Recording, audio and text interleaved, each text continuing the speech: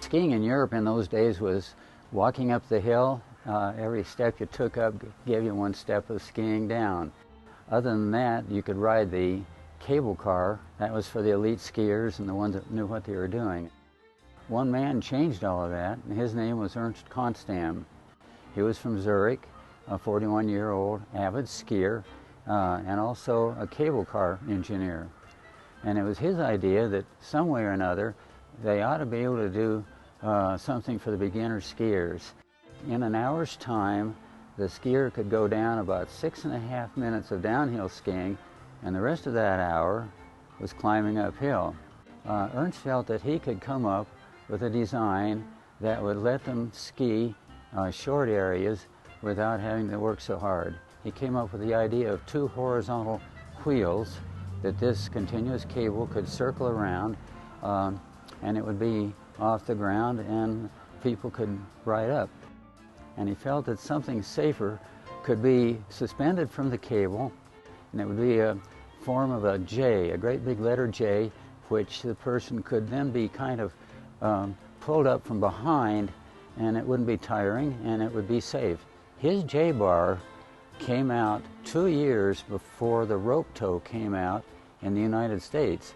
So he really was the ancestor of the lift, the surface lift. The Winter Park ski area was just about to open in 1939, and they were going to have the J-bar as a centerpiece of their new ski area. Ernst has gotten the idea, instead of having a single bar come out on one side, why don't we have one come out on the other side so 2 people could ride up on it, and it'd be a little better transportation. So this worked, and Winter Park actually became the first area in the whole United States to have a T-bar.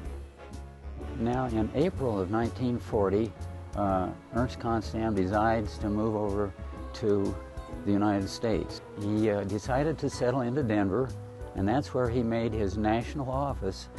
1941 rolls around, we're in war with Japan and Germany, and this just completely shuts down the ski industry. There was still one lift that was being installed. The Army needed soldiers to go up and be able to fight on skis, and so the training was all done at an area called Camp Hale. They put in this T-bar, and this is where the soldiers learned to go up. Ernst Constam's lift trained in military skiing 8,000 military infantrymen. It was the longest T-bar in the world at that time. It was very beneficial. It took us up so we could get a real good start up to Chicago Ridge, up behind there, where we did a lot of military maneuvers. When the Army was finished with it, they gave it to the Forest Service, and they chose to give it to Lake County.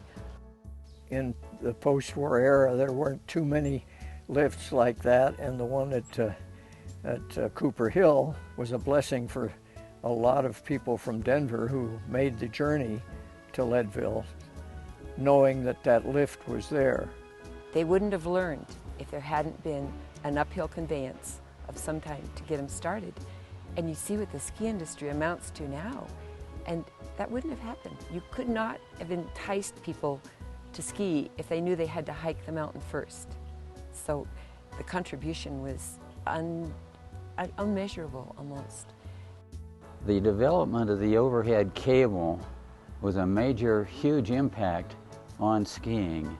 And with that, the development in Colorado improved, and it was a major factor in bringing Colorado into what I would say would be the skiing capital of the world.